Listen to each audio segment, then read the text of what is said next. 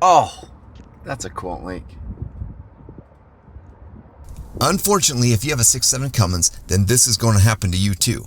Because under the hood of your truck, there are a lot of plastic parts. Just like this stock Y pipe that connects your radiator hoses.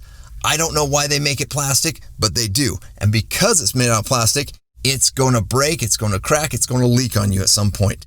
I'm going to show you the better part I replaced it with and how I replaced it. The other day, I got out of my truck, I smelled radiator fluid. I look under my truck, it's leaking. Luckily, there's an O'Reilly's nearby that had the part I needed. So I watched my coolant temps really carefully as I drove over to O'Reilly's. There I bought a Dorman OE Solutions radiator hose part. This part comes with an aluminum Y piece, much better than the plastic one. And it comes with these hoses, so all you have to do is disconnect the clamps and you can hook it right up. I also bought these cool hose clamp pliers to help me hook it in because I had no tools with me at the time. With the tool, it cost me a total of $188. Because this only required 3 clamps and a 10mm bolt, it seemed like an easy install.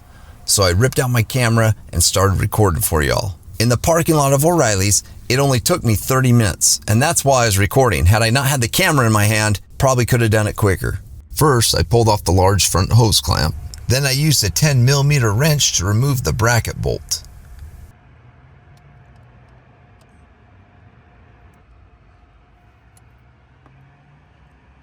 Next, I squeezed the clamp with my pliers and pulled the small back hose off.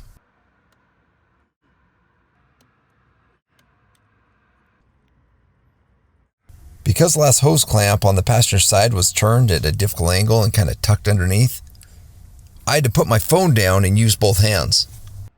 Once everything was disconnected, it all came out easy.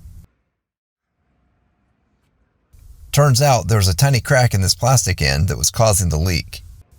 So right here you can see the new aluminum part compared to the old stock plastic part.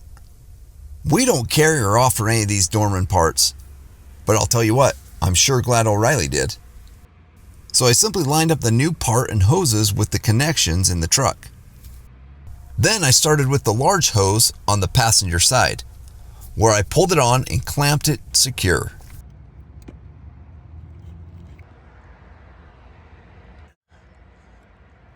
Next, I connected the other large hose to the intercooler and secured that clamp on as well.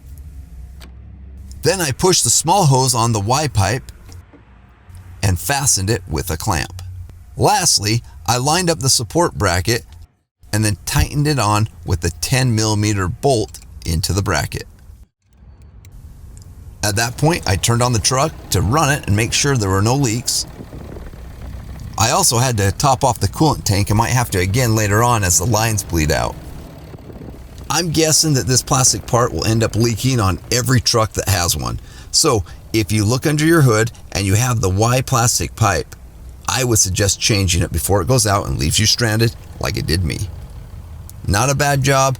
Hope this helped. Let me know if you have any comments.